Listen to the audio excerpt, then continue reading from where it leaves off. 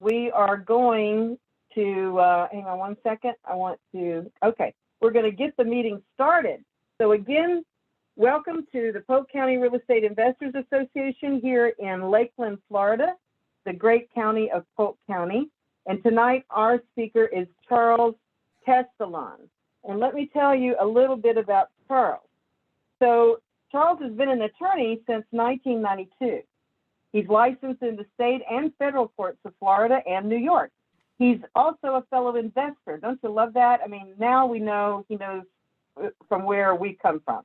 He's an entrepreneur, of course, a public speaker, author, and a thought leader for certain. He's an improved faculty member of the Florida Association of Realtors and has twice been awarded the Affiliate Member of the Year by the Osceola County Association of Realtors. He's right here in our backyard over in the Orlando area. So he's right here. He knows our market. So you know what? Back in 2008, during the economic collapse, there were a lot of foreclosures, obviously, that happened. That was a crisis. And Charles was helping hundreds of distressed homeowners and investors by defending their foreclosure cases and negotiating short sales back then, along with loan modifications and other resolutions. His primary expertise is in real estate, and he works mainly with investors in a wide variety of transactions and lawsuits.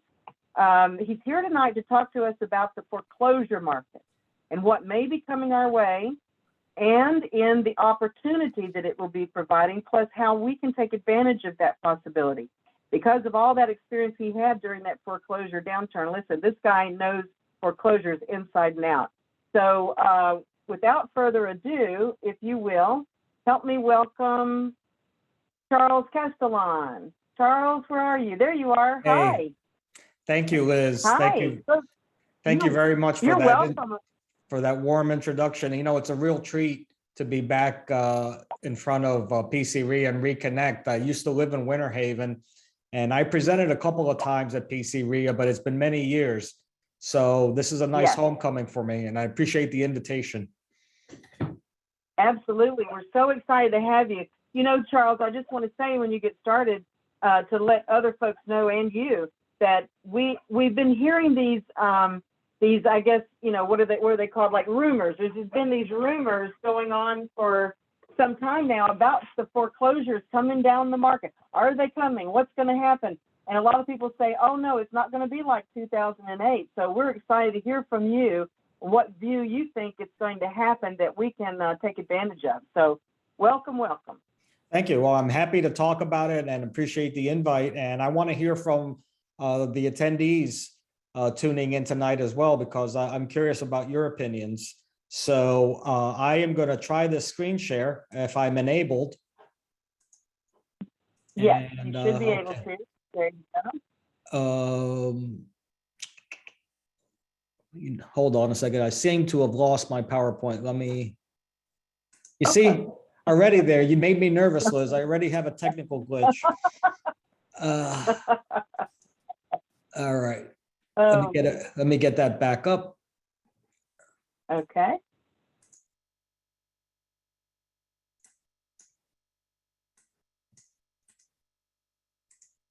All right. I so appreciate this because I wouldn't be able to recover. I know you can recover it. All right, let's try again. Do you have the Foreclosure Mind up on everyone's screen? Yes, I think it's there. There it is. Sure is. Okay. All right, so let's get started. Charles Castellon, I'm an attorney, as Liz said. I work in Celebration now. I work for a firm called Wiederman Malik, based here in Osceola County, and I'm going to talk about foreclosures. So let's take a trip back in time, where we go back to 2008 and its aftermath. You may have been in the real estate business and experienced that global economic meltdown and real estate crash. Even if you weren't in real estate at the time, you know what happened because you followed the news and it was everywhere. And I think about this, the idea that the word crisis is the combination of the Chinese symbols for danger and opportunity. And I've always liked that idea because I think it makes a lot of sense. With every crisis, there is opportunity. And of course, it's a dangerous, difficult situation. I was curious, so I looked this up and found that this definition has been largely debunked, and it's probably not true, but I like to believe it's true anyway, because I've seen it happen. And that's why I want to mention a very inspiring story about my friend Ernesto, who confronted this real estate economic crisis and saw the opportunity, and he did phenomenally well.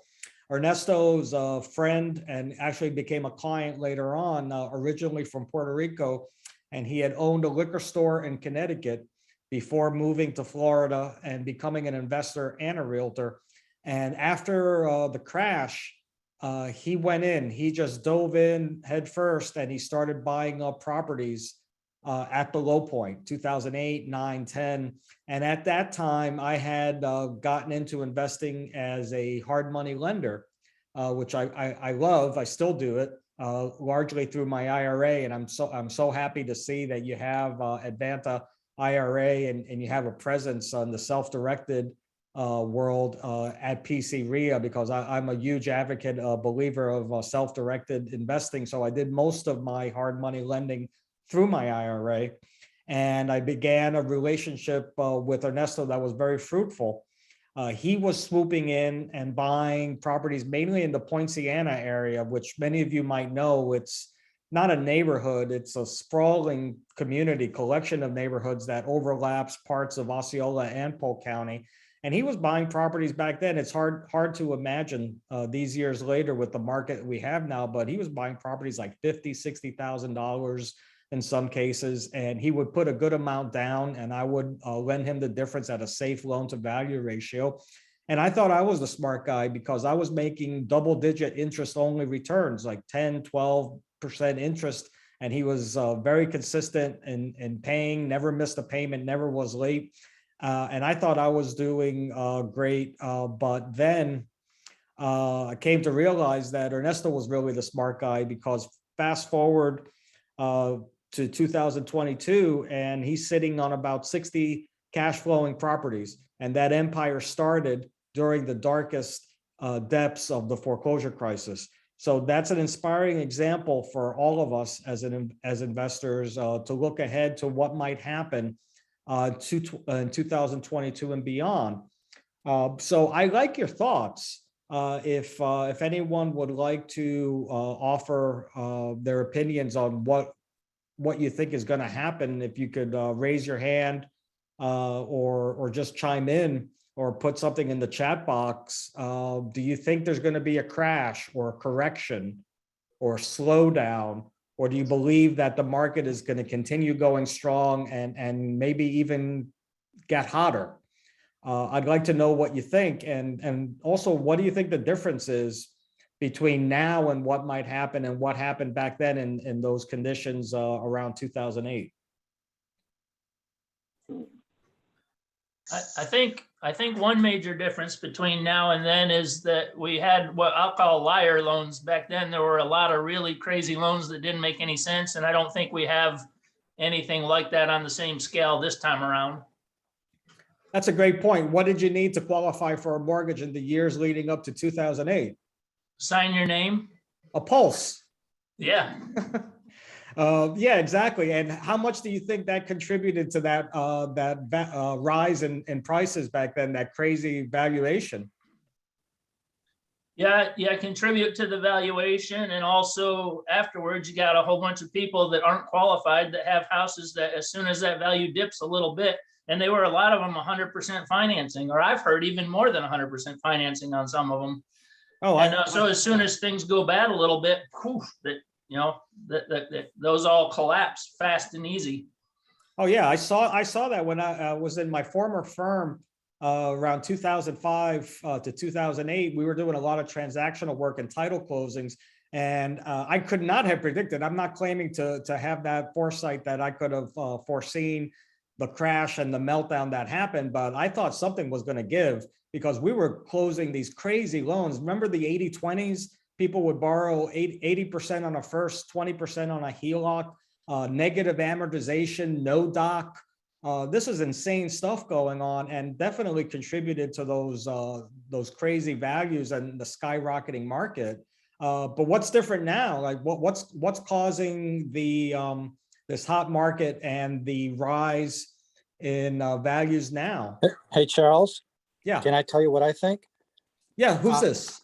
It's David Randolph. Unfortunately, my background is engineering, and so I'm a data junkie nerd on stuff Yeah, with it. So one single thing for me that says it's not going to crash, that's where I'm at right now with it. And that is because back in 2009 and 10 and 11, we had 12 months of inventory on the market. Today, we have 1.6 months of inventory on the market.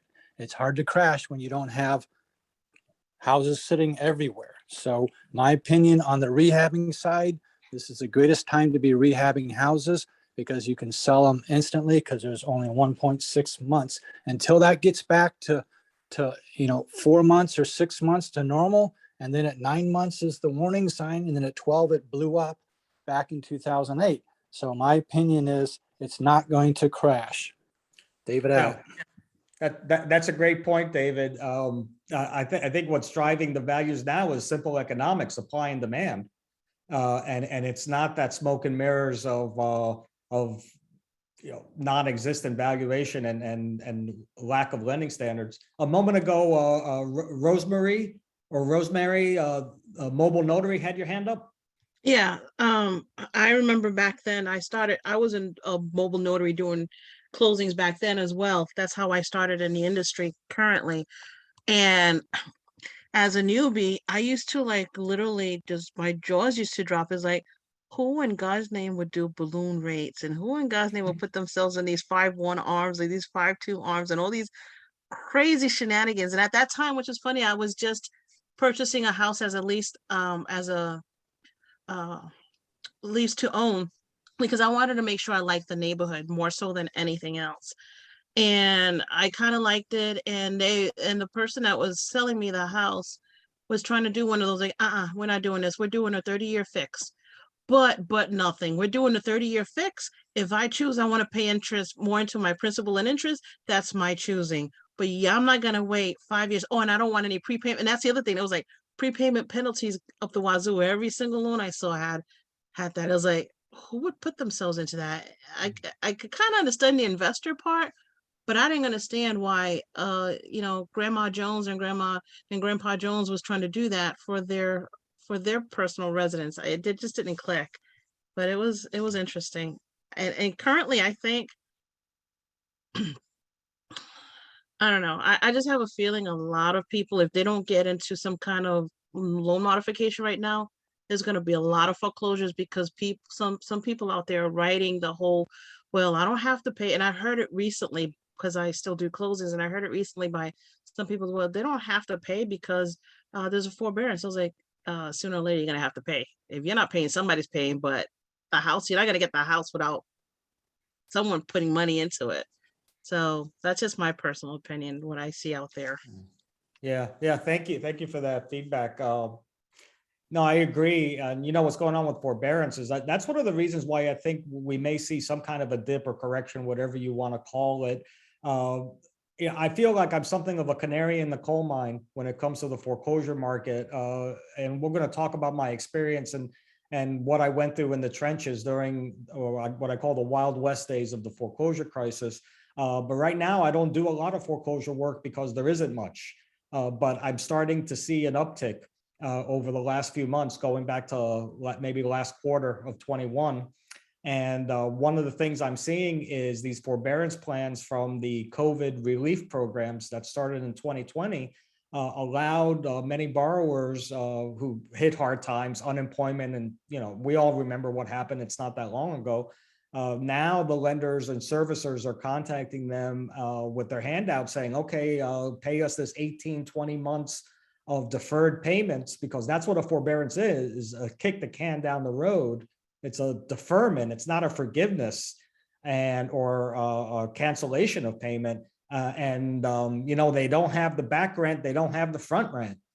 People do not have the ability to pay these huge lump sums. And I have a couple of clients right now that I'm trying to do battle with the lenders to get some kind of a workout plan and modification or some kind of relief that'll prevent a foreclosure. But I think the main difference, which it ties into everything we're discussing right now, this is a great conversation, is equity, right? Because these are real values right now, driven by economic supply and demand and a hot economy, not by non-existent lending standards and all the chicanery, the games that were played leading up to 2008. And that equity is key because it gives distressed borrowers options. When just about everyone was upside down back in those days, much of what I did was to buy time for borrowers, and then they would ultimately bail out with a short sale to try to preserve some credit, maybe get some cash for keys. When the houses were upside down, they didn't have options. Equity creates power and options. And there is an opportunity there for investors because homeowners are going to want to sell to cash in that equity if they have no choice. And we're going to talk about that in this presentation. But the point I want to offer you in general is that foreclosures have always been around.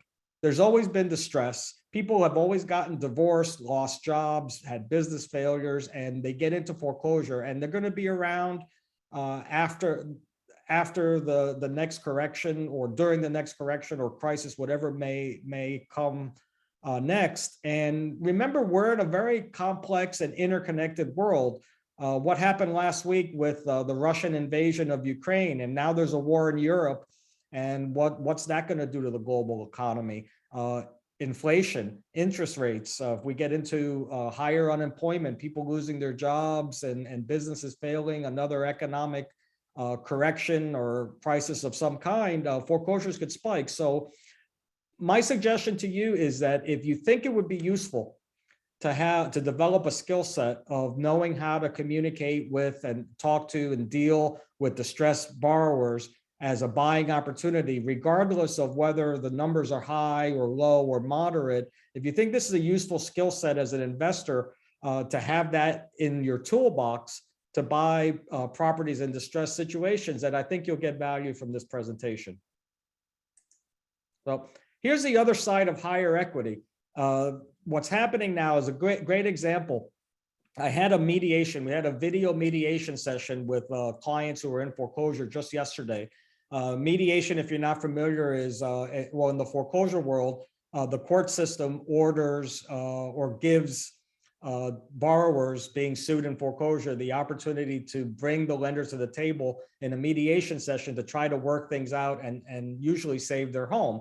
So we did that yesterday, and what's happening now is something I think is going to become even more common in the next few months, throughout the next year, is that what happened back in the aftermath of the crash during those dark days is that many borrowers had first and second mortgages that were in default. They were non-performing mortgages, and their lenders would sell them. They would just unload them and get out, and investors would buy these bundles, these tapes of non-performing mortgages. So you can imagine non-performing second mortgages are the junk bonds of mortgage paper, and many investors bought them. And what did they do when they bought them? Like back in 2009, 10, 11, well, they sat on it. They put it away like a savings bond from grandma in a safe. And what did they wait for? Oh, they waited for the equity to come back. So the equity has come roaring back like Godzilla emerging from the ocean. And these investors who bought these non-performing notes back then, often in second position, are emerging now, because guess what? These folks I tried to help yesterday, their first mortgage that they modified after the crash, they've been paying consistently since around 2009, has a balance of about 170.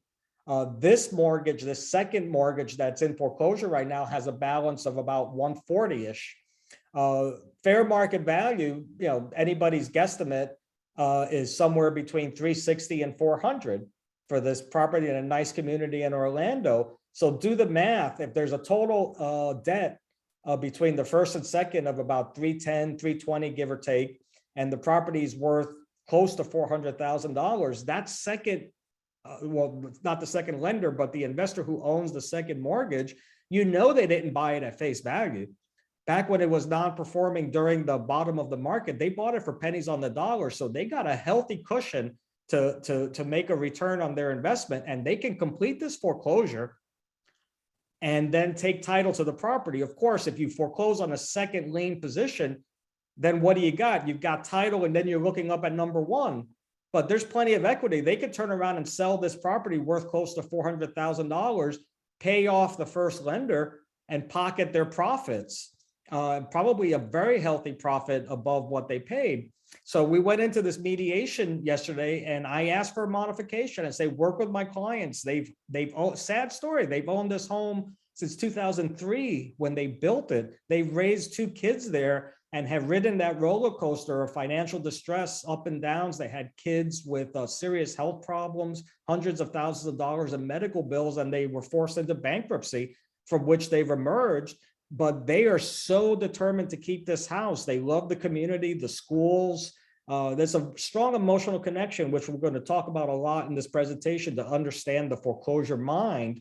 And they're great examples of the kind of people getting slammed these days now that equity is back. And another problem with them is that this plaintiff, the investor group, this trust who bought this non-performing mortgage and with many others, they say they're not in the loan origination business. This mortgage matured in 2021, just a few months ago. This was originated in 2006, a 15-year second mortgage. So it's matured. So right now, all they want is they get paid or they're going to foreclose, and they have no interest in reworking it or modifying it because that's not the business that they're in. So we're going to try to get them a refi. Hopefully with the equity, only one spouse is working. The other one is a homemaker taking care of the kids. Hopefully with their income and credit, they'll be able to qualify. I think the loan to value is safe enough, but we'll see. And I'm going to work hard to try to help them. But if you see examples like that, you'll realize why there may be more of an uptick or something of a foreclosure crisis in the works, combined with those forbearance obligations, those forbearance payments that people are going to have to pay. So let's talk about distress. Who's distressed? Let's get our minds wrapped around the terminology and get thinking in the right way. Homeowners are distressed, not properties. Distressed property, something you might find if it has structural issues like that bridge in Pittsburgh that collapsed a few weeks ago, but not sellers. And what's crucial is to connect with distressed homeowners and not think of them as sellers. Think of them as homeowners, because what's crucial from the start is to develop that empathy where you can really connect with them and build that trust and rapport that is going to be necessary for you to succeed in this space. You need to listen. You need to find their pain points, and you need to help with a sincere desire to help them. And you also need to understand the foreclosure legal system. So there's something of a left brain, right brain thing going on here that's going to help you succeed in buying distressed or buying foreclosure properties from distressed homeowners. You're going to need to understand their mindset, how to communicate with them. And it's also very important to understand the legal system. And we're going to talk about both of those. And what I want to do is just tell you very briefly that this Foreclosure Mind program is something I told Liz, and I got the blessing to talk a little bit about this and promote what's coming up, because if you think this is valuable and useful information and you want more, I'm offering a free webinar coming up in May and a full day event in September that I'm going to promote at the free webinar, where I'm going to present, I'm going to bring in other expert speakers to fill out what you need to succeed. So that is the website, foreclosuremind.com. If you want to log in and reserve your spot to register for that free webinar on May 19th, free live webinar. And we're going to expand upon the concepts that I'm going to talk about tonight. So a little bit about my backstory. I was born in New York. I'm a first generation American child of immigrants from Cuba who fled the communist regime And I was born in New York, lived in New Jersey until high school. And that's when we moved to Kissimmee here in Osceola County, home of the Cowboys with a K. And then I attended the University of Florida as an undergrad. And can I get a Go Gators from anyone here? Go Knowles. Oh, Lord. All right. This is a tough crowd. Go Gators, yeah. All yes. right. Thank you. So I attended NYC University- baby, does that help? Who? NYC baby. And what? All right, I'll take it. So I worked my way back up the East Coast. After I finished college, I went to law school in Washington, D.C., and then I worked in New York. And that was the view from my office window on September 11th. I was working in Lower Manhattan, about 2 blocks from World Trade Center and Ground Zero, and that was a catalyst for me. By that time, I had been working and living in the city for about 9 years, and I was already kind of getting burned out and ready for a change. It's a great place to live, especially when you're young and single, but I call it a place of extremes, extreme good and bad, and it's hard to find a moderate life, very expensive place to live, and I was already looking for something else. And September 11th pushed me out the door. Quite a wake-up call. So by 2002, I took the Florida bar, and in 2003, I moved back to Florida, and I reestablished myself in the Central Florida area. My parents still living here at the time, and I made a new life and career. So then a few years later, for a while, I did what I call my legal purgatory. I did some insurance defense work for auto insurance carrier. All right, go Gators. Thank you, sir. I know Chris is at the head of the class. All right, I think you'll do quite well. All right, so back after a few years in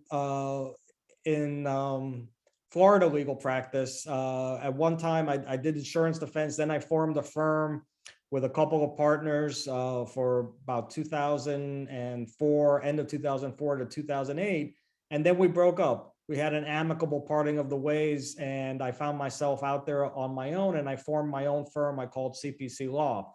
So anyone who's ever gambled, likes casinos, maybe on cruise ships, vacations, if you played the craps table, which I find a lot of fun, you'll know that you could put your chips on the pass line, or you could, which means you're betting with the shooter, with your fellow players. So if the shooter wins, and the casino, the house loses, you win, and it's very euphoric, a lot of fun, everybody high-fiving and cheering. But you could also put your chips on the don't pass line, which means you're betting against the shooter and with the casino. So if the shooter loses, casino wins, you win with them. So I saw the real estate market for what it was in early 2008 when I formed, my firm broke up, and I founded CPC Law. And I saw what was coming, and I put my chips on the don't pass line of the real estate market, meaning I set out to build a practice focusing on foreclosure defense and helping homeowners and investors in all stages of distress, from just falling behind in their payments to having a court sale date right around the corner. And I was right. I thought it was obvious at the time, but I was proven right. I enjoyed great success in defending foreclosures and built my practice on that.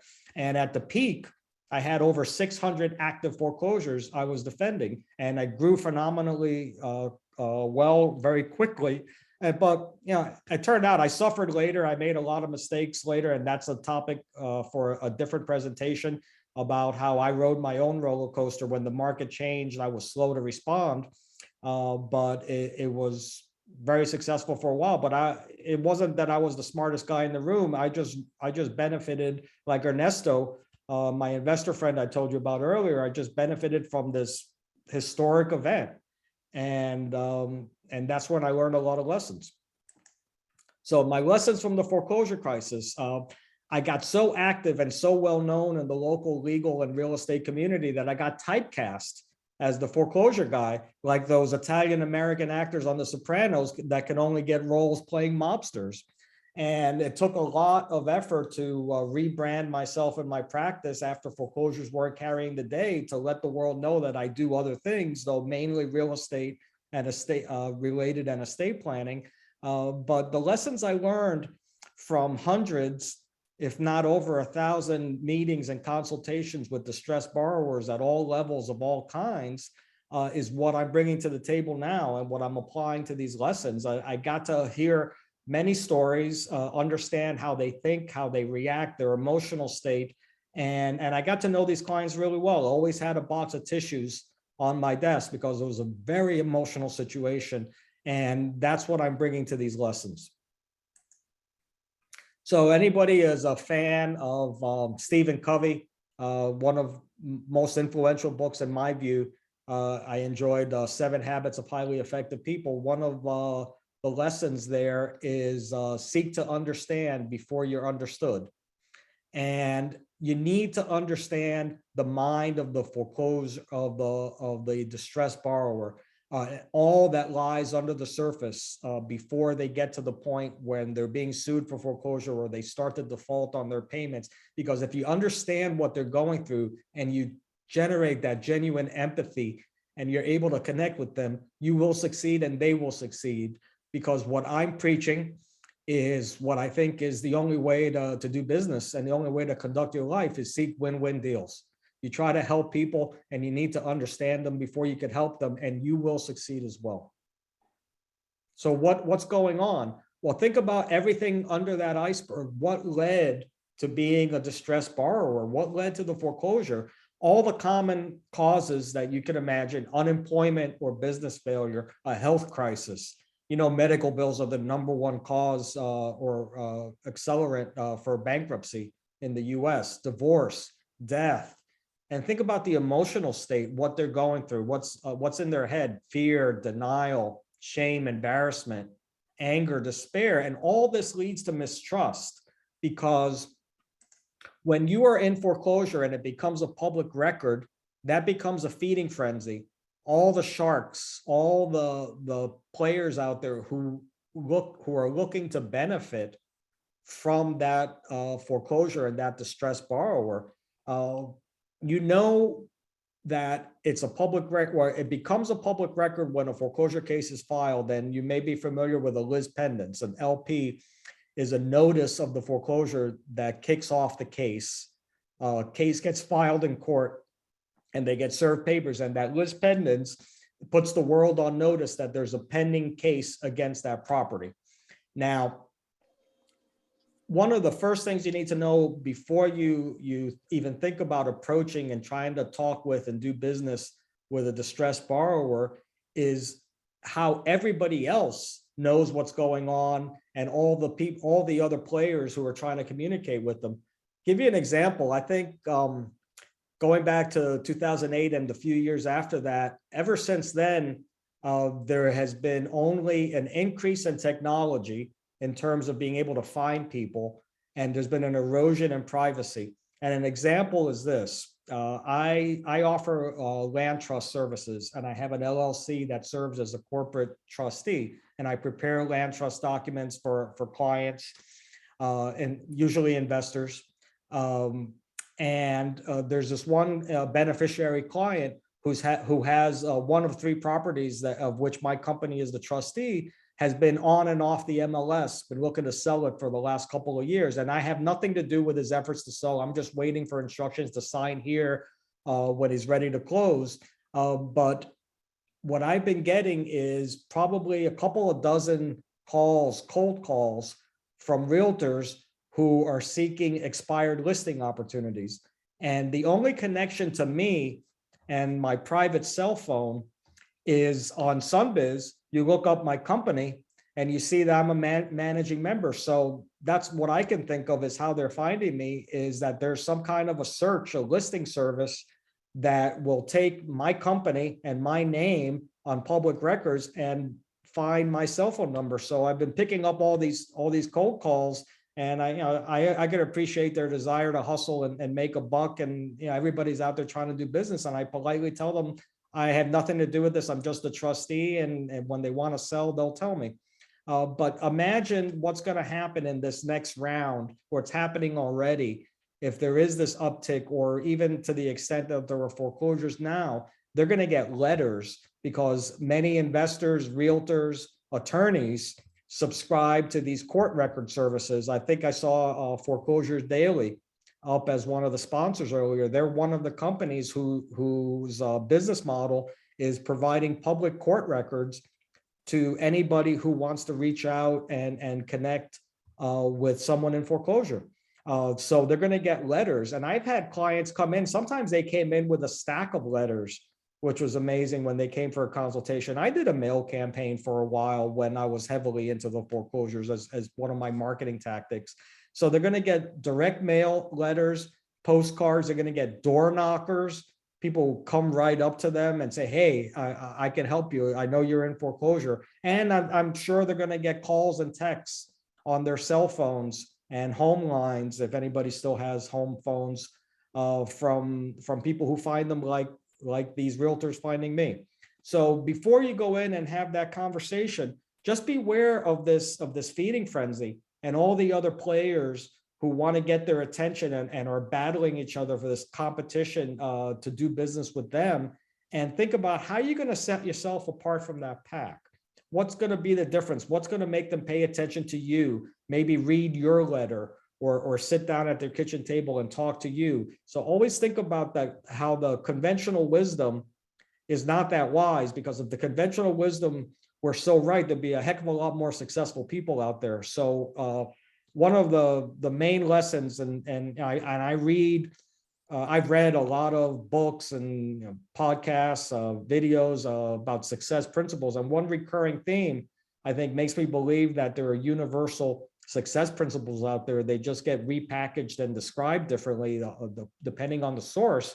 But one of those recurring themes is you got to go against the grain. And if everybody's doing it, maybe you should be doing something else. So an example of unconventional wisdom, some of us might be old enough to remember this thing called video stores. When you walked into a store and you picked up way back a VHS tape, or later on a DVD off the shelf. And when I was living in New York around 2000, maybe 99 or 2000, I went into my local video store and I picked up a video of a little independent movie called The Tao of Steve. And I always think of this movie when I'm talking about the principles that will succeed in dealing with distressed homeowners, because this movie was about that guy, this out of shape, disheveled slacker, underemployed, who against all odds is extremely popular with women. And his whole code of living, his secret to life, was live your life as the actor Steve McQueen would do, because he was the epitome of cool. And there was a passage or a scene in that movie when the hero is mentoring a younger guy, very shy, awkward guy who's terrified of talking with women. And he says the secret is, when you're talking with a woman, you cannot care whether she ever goes out with you. And you can't pretend you don't care. You can't act like it. You can't try to talk yourself into it. You have to reach the state of mind where you really don't care. And I think the lesson here is that when you're dealing with a distressed homeowner, you have to go into that conversation with the genuine desire to help them first, and not pretend that you're there to help them, that you want to help them first. And along the way, it might benefit you, it might not, but you have to go in with that kind of altruistic and selfless approach, because that is what will lead to win-win deals and will help you help someone else and help you succeed. So you got to solve problems. You got to think about, what is your why?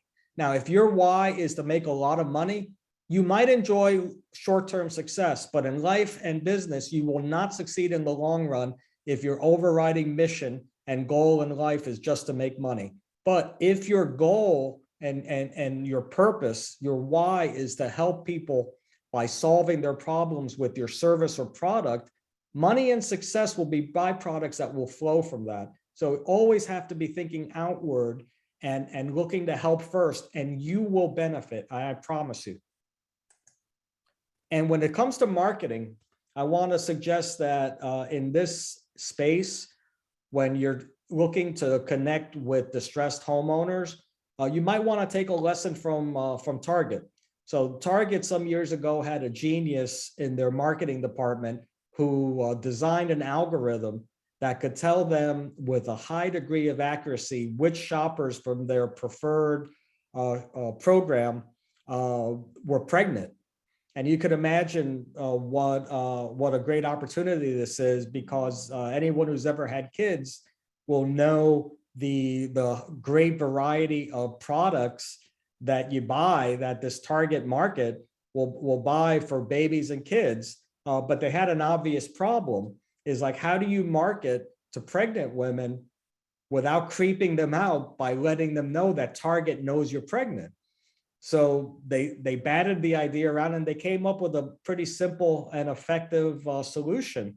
What they did was they camouflaged their knowledge of the pregnancy, and they sent like coupons or emails, or however they marketed to these people, by promoting baby products alongside with other completely unrelated baby products. So you might get a coupon for Diet Coke, a lawnmower, and diapers.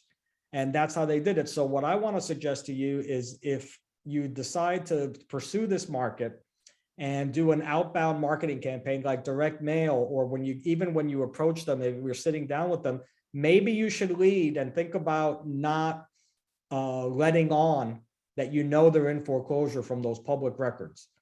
Because it might have a way of helping them let their guard down, develop trust, and not be one of those multiple voices out there trying to get their attention and approaching them by exposing and basically outing them that you know from public records that they're in distress and they're in foreclosure. So just something to think about, because I'm not here to present marketing strategies so much, or advise you on tactics. I think if you want to get advice, you go to marketing experts, and you can develop your entire campaign, whether it be your social media campaign, a website, direct mail, so inbound and outbound. But just think about how you want to go about it, and consider this theme of being considerate and sensitive to people who are going through a very difficult time in their lives.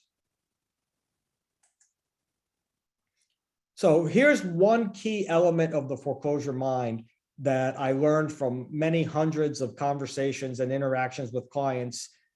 Most are not going to be ready to sell until they've exhausted all options to save the home and stay. Now, when you're talking about investors, of course, it's going to be a more business-like approach. Among the hundreds of clients I represented during the foreclosure crisis, many of them were not primary homeowners. They were investors who, in many cases, were sitting on more than 10 properties, high volume of properties, and they were all going into distress. Couldn't rent them out. They couldn't pay the mortgage. They may have had these crazy mortgage products for investors when everybody could get financing. So that was a different conversation, because it was more of a business approach. But when you're talking with primary homeowners about to lose their homestead, or in danger of losing their homestead, and leaving the house, the home where their kids go to school, and they're part of the community, it's going to be a different mindset. So it's going to be extremely helpful and effective for you to know what the stay strategies are, and actually try to help them. Even if it doesn't help you, try to help them seek a loan modification, or reinstatement of the mortgage, or forbearance, or refi. Although refi is very likely going to bring credit challenges, because you know what missed mortgage payments and foreclosure filings are likely to do to your credit. There's going to be challenges, but I believe you need to walk into these discussions with them very well versed, educated, knowledgeable about the foreclosure alternatives. And that's an example of going against the grain.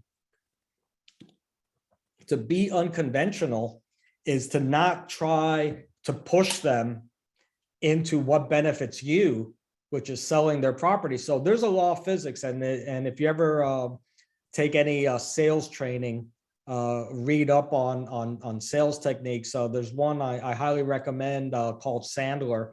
And I have a friend who actually came out of the Sandler program, is doing his own business right now. He's going to be one of the presenters at my live event. But he's going to talk about a very honest and genuine approach to sales, and the concept that when you're buying, especially in this context, you're selling yourself and why they should do business with you. And there's a law of physics involved in selling, is that every action gets an equal opposite reaction. So if you push people, they're going to push back, and they're not going to want to do what you tell them to do. The only person who can overcome a prospect's objections is the prospect themselves. So you're not going to convince them that they should sell the property. You're not going to convince them that they should sell to you if they still have it in their mind that their main objective, their goal is to save the home and keep their family there. So go with the flow. Don't try to fight it. Go with the flow, and don't try to go against the tide here, and help them, because what's going to happen is after they've exhausted these options and they pursued a stay strategy and it fails, who are they going to turn to? I mean, you're the one who's established that relationship and the rapport, and they're going to want to do business with you. And so try to do the right thing and help them do what they want to do. Reminds me of a Winston Churchill line, said Americans can always be counted on to do the right thing after they've exhausted every other option. So after they've exhausted every opportunity to keep the home, then they will be ready, and only then will they be of the frame of mind where they want to have a serious, thoughtful discussion about selling the property. I don't know if we have any questions in the chat box. Of Liz or anyone wants to chime in, I'd be happy to field some questions along the way, but we will have time at the end to field any questions you might have. I had some questions, but I was afraid you might cover them, so I was waiting, Charles. So it's okay. If you want to chime in now, I'll be happy to field it. well, there was just some things when you were talking about, there were more like, where did you source the types of lists when you were doing that, and how did you choose the types of people that you targeted, that kinds of things, the people that you might have maybe the best success with? Did you target people with a certain type of loan to value? How did you, for lack of a better word, strategize or prioritize maybe the list? First of all, where would you get that list? How would you prioritize the list once you got it, if you did? Whether that's location, whatever. That was one thing I was thinking about as you were talking. I just didn't interrupt, because it seemed more like nuts and bolts as you were going up over the big concept, and I was afraid you might be going over it in the future anyway. No, I appreciate that, and everyone should feel free to chime in along the way. Although we will have time to do some more Q&A when I complete this. But direct mail was never the biggest part of my marketing strategy when I was heavily into the foreclosure defense work.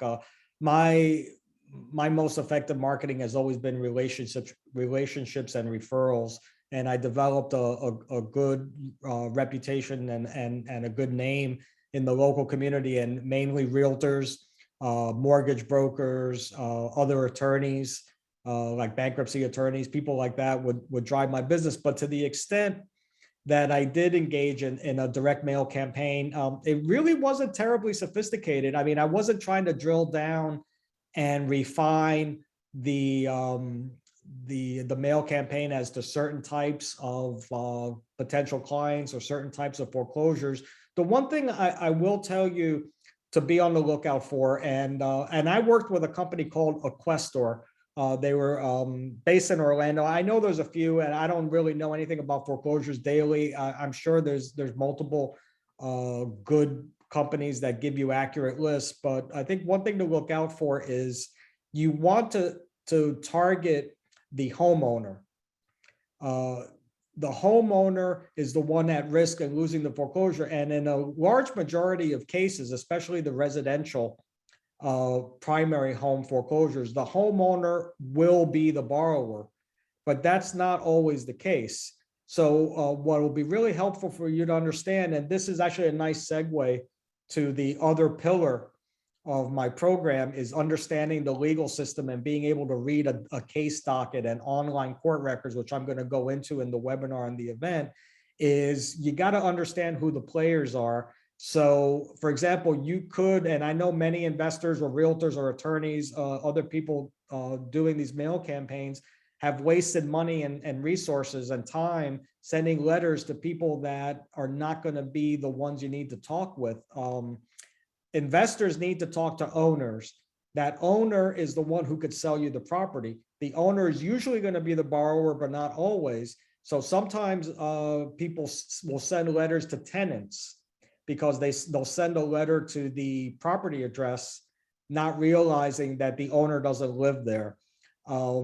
You want to make sure that to the extent that you want to refine your campaign and be targeted and be precise, is to know who you're writing. And when you read the court record, like a complaint, which is the court papers that get filed to initiate a foreclosure, it's going to describe who everybody is who's being sued, because there's multiple defendants in most foreclosures.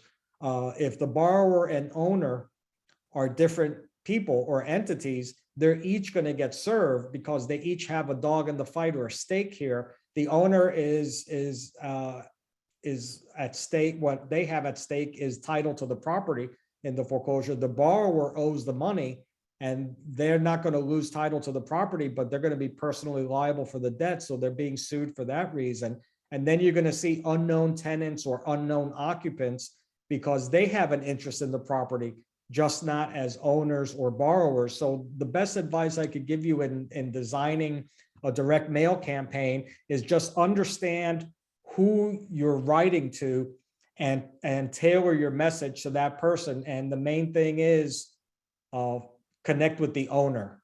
Does that make sense? Absolutely.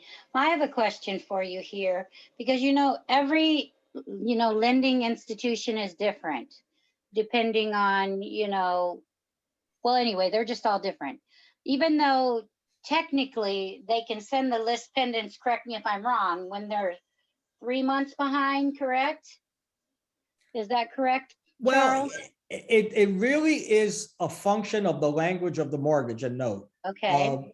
I mean, a mortgage and note could be written where 1 month missed payments Is default. Yeah, I mean, it's Yeah. default, and there's also something, I believe it's paragraph 26, because if you see, they're standard Freddie Mac, Fannie and Fannie Mae back mortgages, and they all have standard language, and there's a clause, I believe, paragraph 26 in the standard Freddie or Fannie mortgage that states their acceleration and notice of default and acceleration rights. And usually they're going to have to give written notice of default and an opportunity to cure that before they file. But I think what's more important to understand is more than the technical legal requirements of when they could file, what's the practical reality of when they file. And the practical reality is institutional lenders are extremely unlikely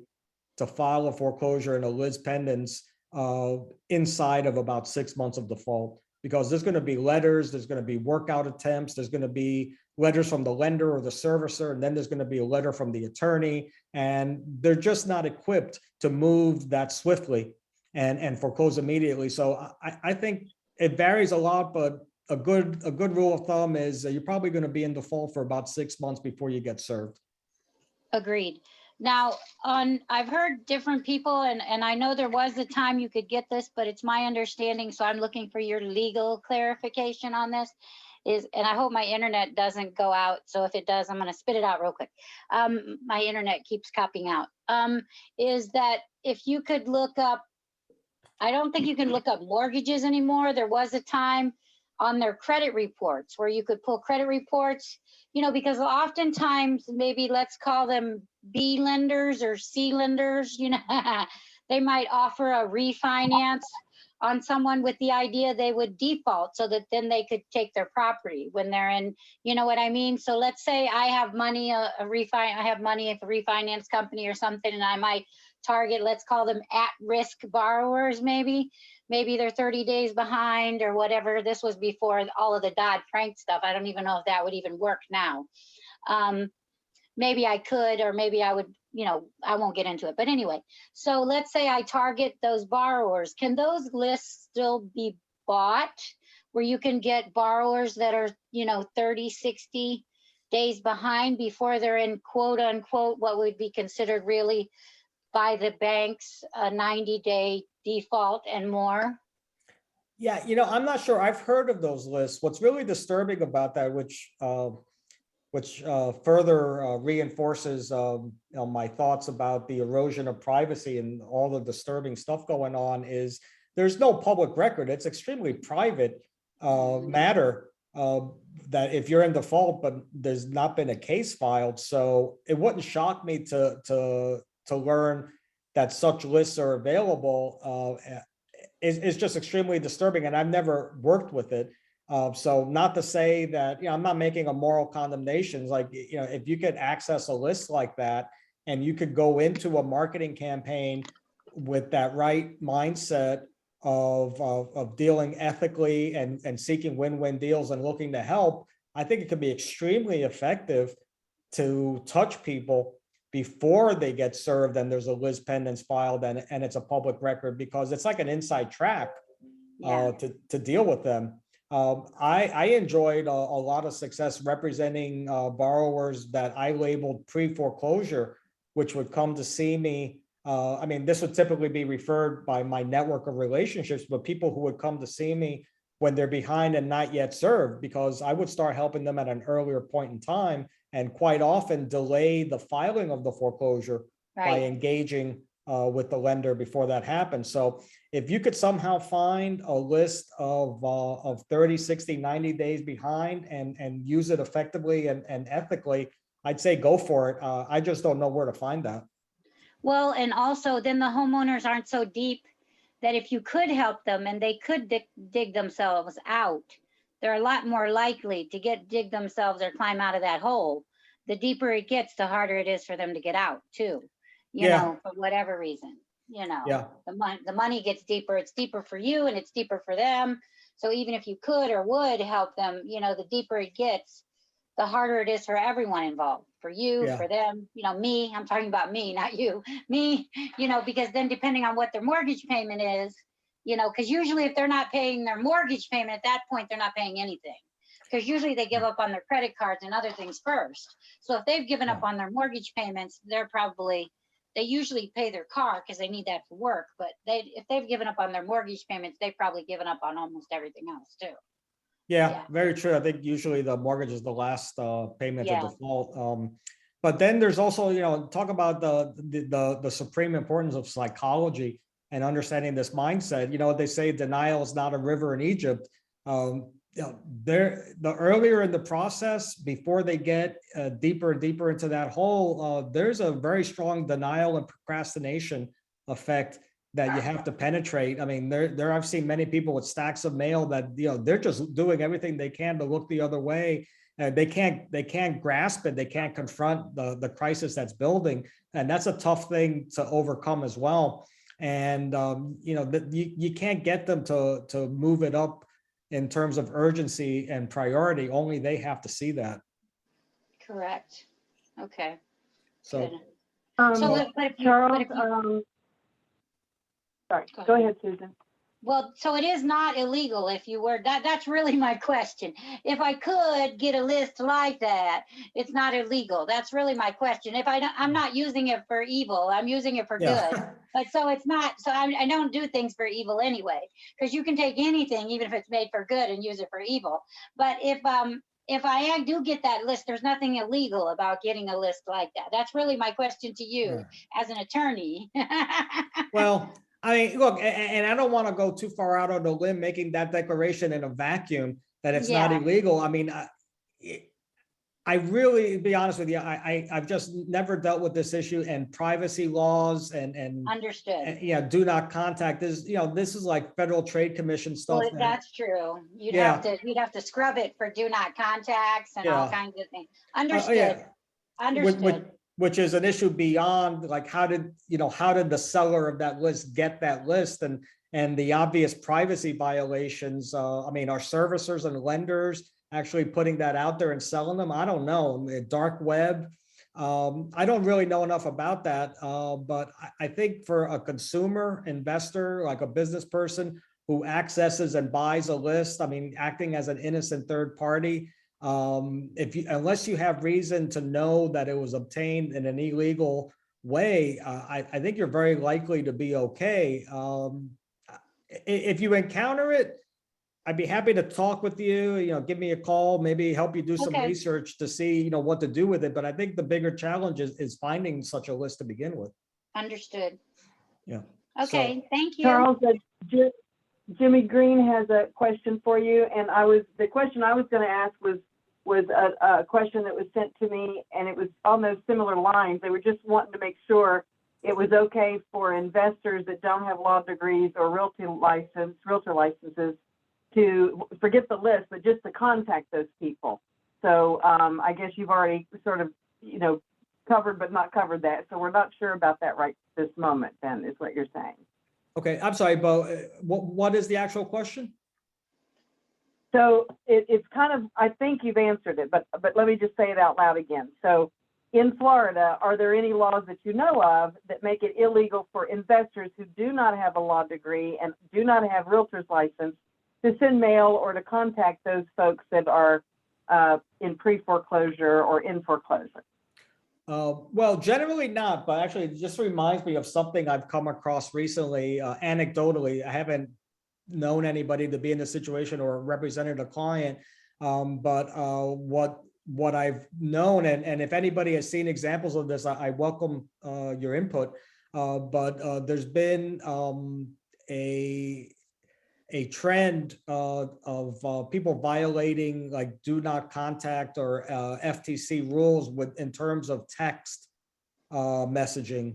That's something that's really proliferated in recent years, and it's something I don't really handle as an attorney, but I would be on the lookout for that. And I think the main thing is to get access to scrubbed lists that aren't going to be violating any of these do not contact, do not call databases, because that's going to set you up for money damages, potential liability. And a couple of examples, I have a local attorney friend who does a lot of the same work that I do, and I've seen him post on social media about how it's been attorneys, big surprise, who have gotten contacted despite being on one of these do not contact lists, who have come forward and brought and participated in class actions and things like that, and brought litigation. So if you tag a lawyer, good luck.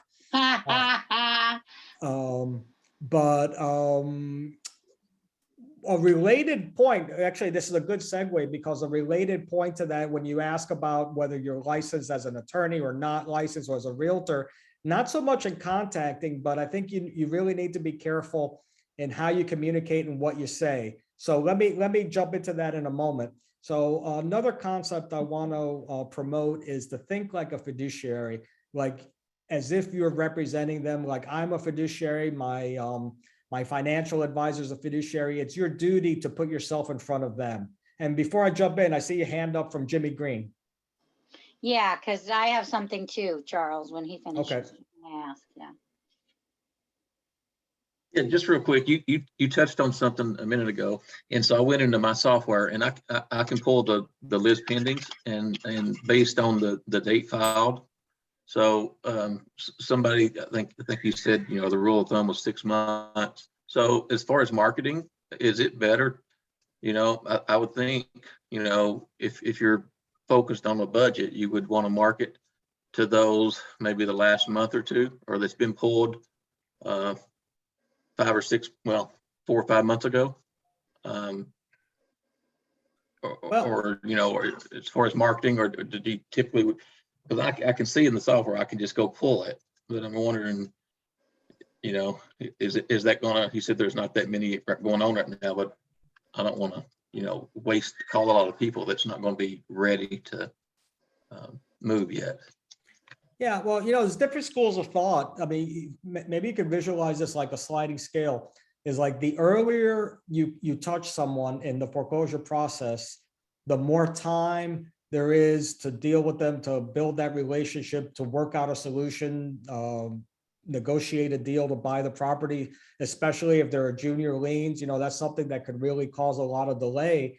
And that's something you learn by reading court records and understanding the legal system, is that if there are other liens in a private sale, they need to be satisfied or negotiated for a discount to pay them off. And those other liens like second mortgages, judgments, contractor liens, HOA, whatever's out there, all that needs to be satisfied and often can be negotiated at a discount. So if you touch them earlier in the process, like right after they got served, like when I was doing my mail campaign, again, it was never such a big part of my business, of my marketing. So I did one letter, maybe at one time I was doing two, but it took a lot of effort, a lot of infrastructure to put together that mail campaign.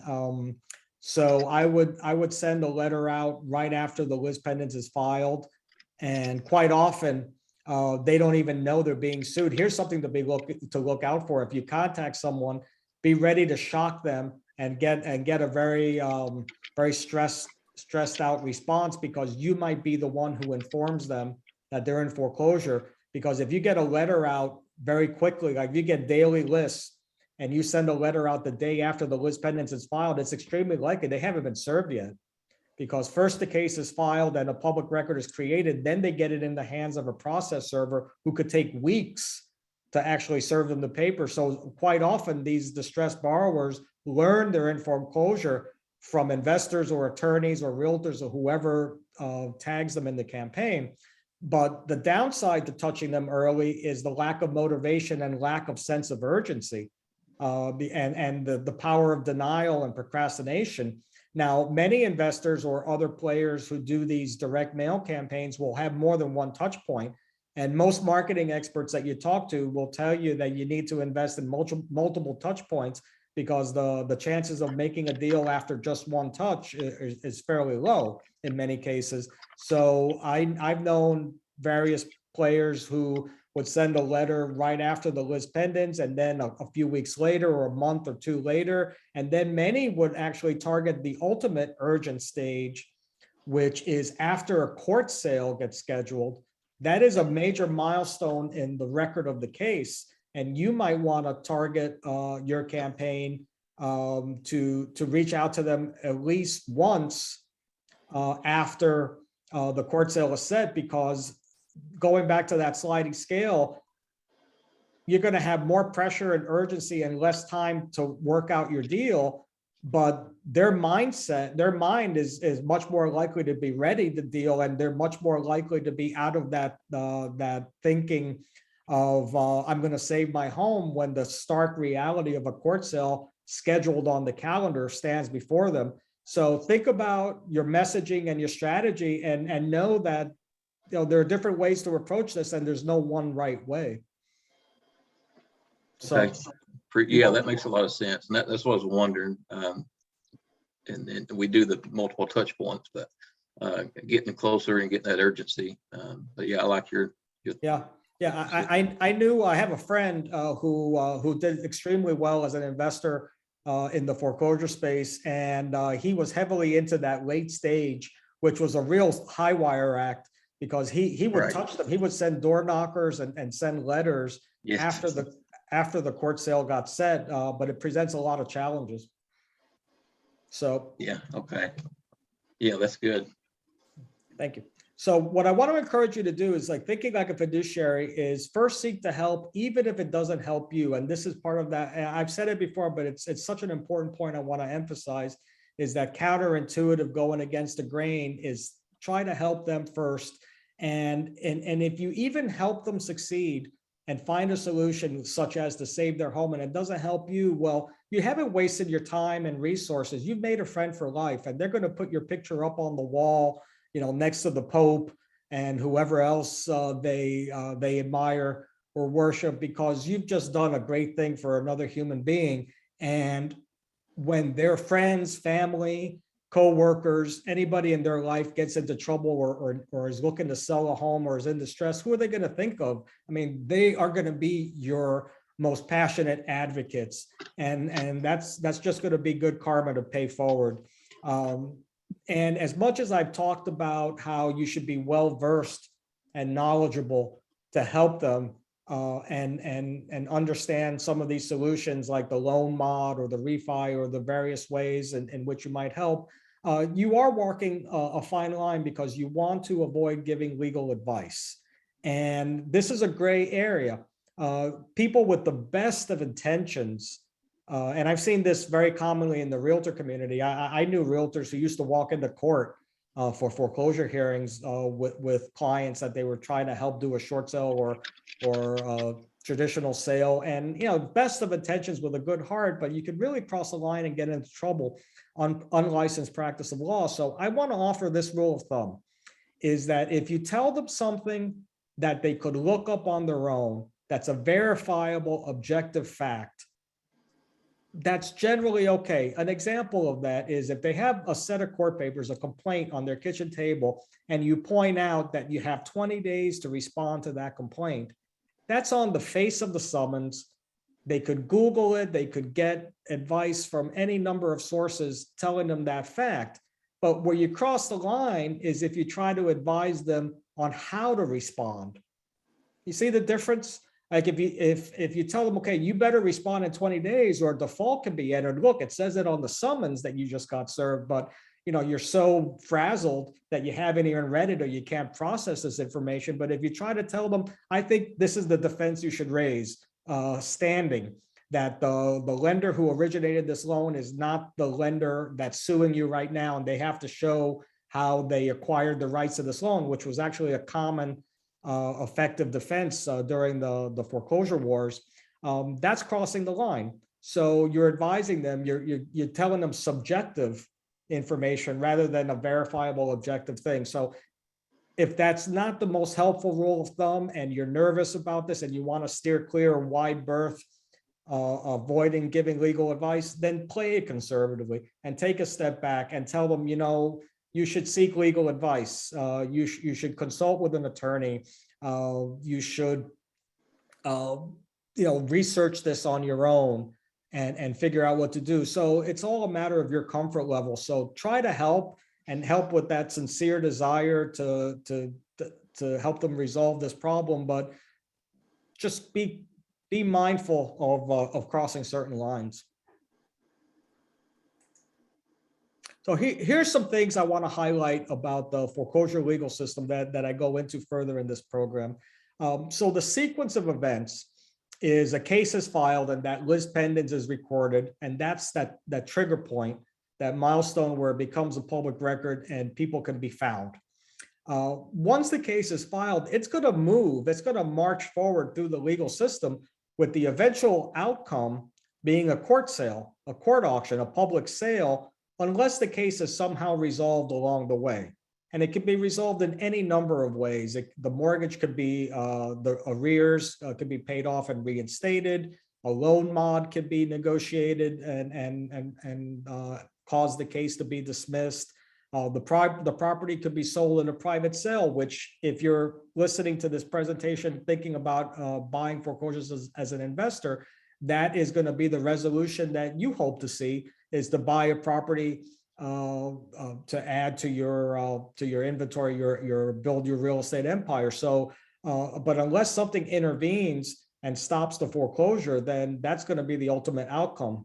And there's so many elements of the case that an investor needs to understand and how it affects your deal. So what you're going to need to do is learn how to read a court docket. Every county has a clerk of court website, which provides public information. Some county clerks of court do a better job and have more user-friendly accessible information than others. I've had many cases in Polk County, and it's fairly easy. Once you get used to it, you look up the clerk of court and you do a case search, not an official record search. Official records is where you record mortgages and deeds and affidavits, things like that. What you want to do is court records, and then usually you could easily find it just by putting in a name. You could search by name, you could search by case number.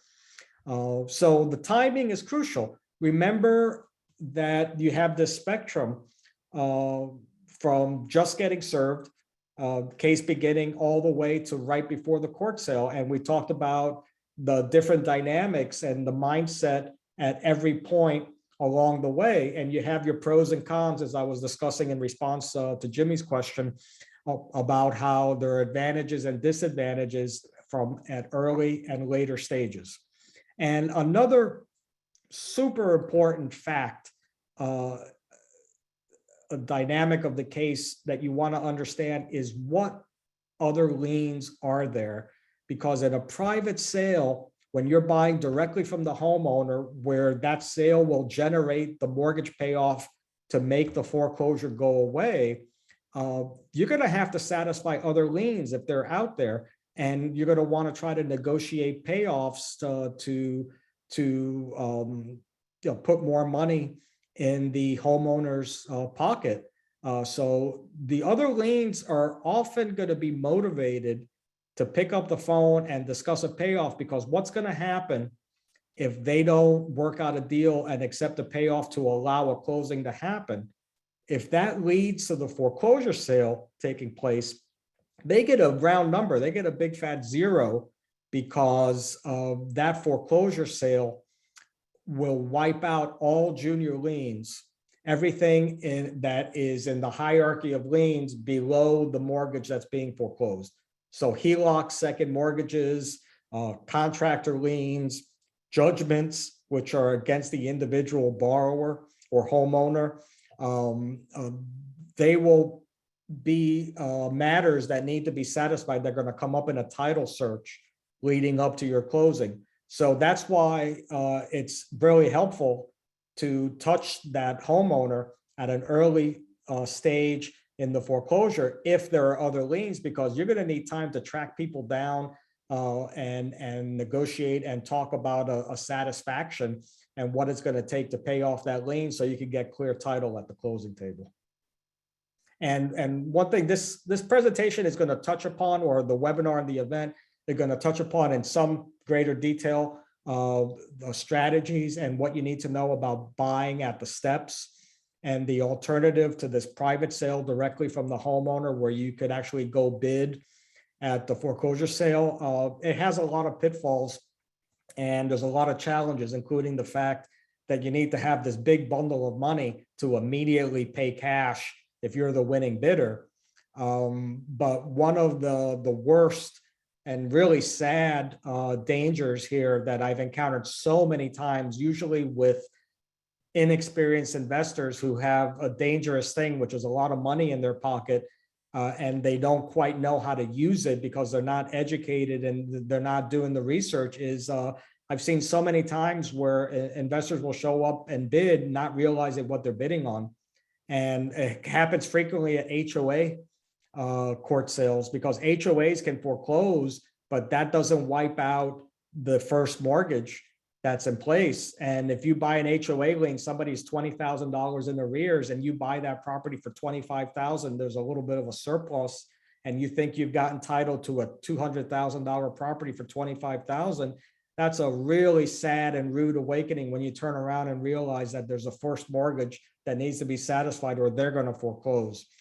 So buying at the steps can be a dangerous thing, and you need to be very well informed and educated if you want to pursue that as a strategy. Charles, I just want to interject here. Over the years, we have had some very experienced investors in our group fall victim to exactly what you just said.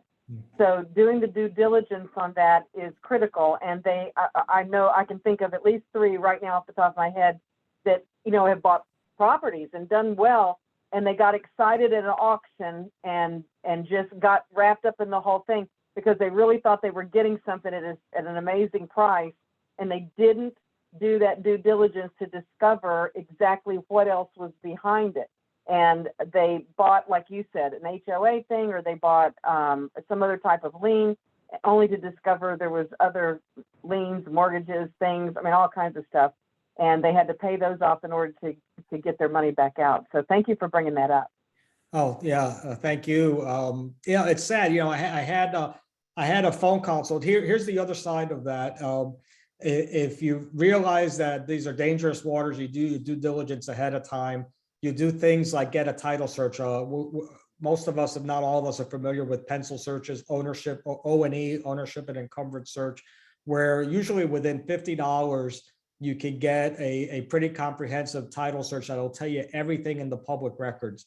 And I had a really good phone consult with a prospective client just last week. Sounded like a young guy who was getting started in investing, but he was really doing it right, because he found me, he had this consultation and he had a pencil search already done. And then we're going over it, and it was some really peculiar things about this court sale that he was thinking about bidding on.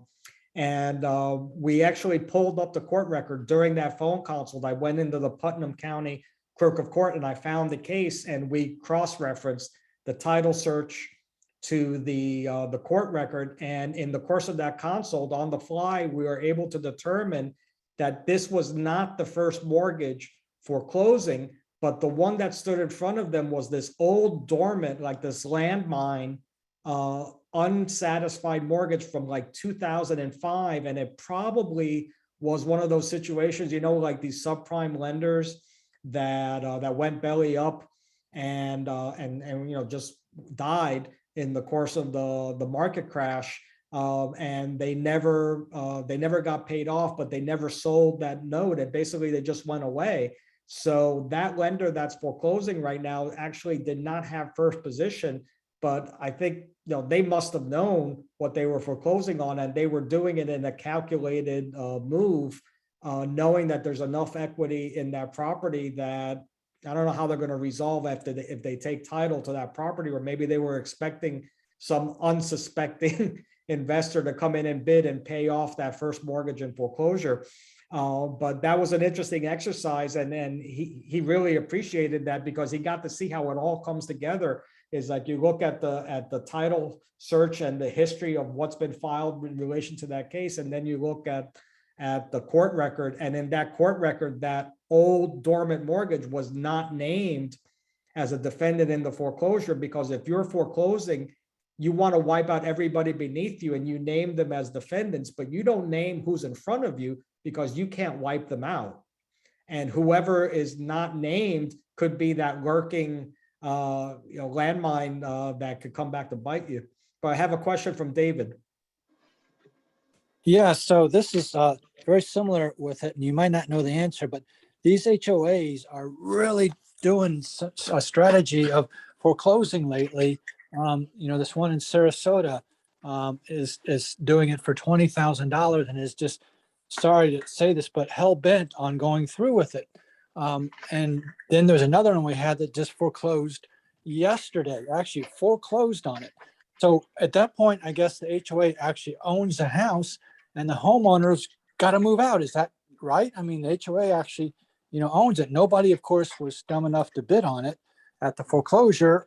So it went back to the HOA. So they own the house then, isn't that correct? Yeah, I mean, the HOA, you're absolutely right, David. The winning bidder, and if it's the plaintiff for themselves foreclosing, like one thing to understand is the party filing the case, pursuing the foreclosure, is going to be known as the plaintiff. Everybody they sue are defendants. And every plaintiff leading up to a court sale is going to get a judgment, a final judgment issued by the court, and that's how much they're owed. Principal, interest, penalties, attorney fees, all these line items make the global amount that they're owed, and they have a credit for that judgment amount going into the court sale. So you can't outbid them until you pass that number, whatever that credit is. Now, if there's a bunch of equity in the property, like in a in an HOA sale, if there's a $20,000 HOA lien and that's their judgment and it's a $200,000 property, there's a good chance that an investor bidder is going to bid above the judgment amount because there's so much cushion between that 20,000 and the market value. Now, if there happens to be no mortgage, no, it's probably going to be a big surplus because there's probably going to be a feeding frenzy bidding it up close to market value because it's so, especially now that it's so hard to find properties in this competitive hot market. But yeah, the HOA in that instance would become title owner, but that doesn't wipe out the mortgage. Right, the mortgage is still there, so that's why it's crazy for these HOAs to do it. Now they got to cut the grass, get insurance, pay the utilities because they own the house and stuff. And I guess if we come along as a buyer and then buy it from the HOA because they now own it, they're going to have to sell it.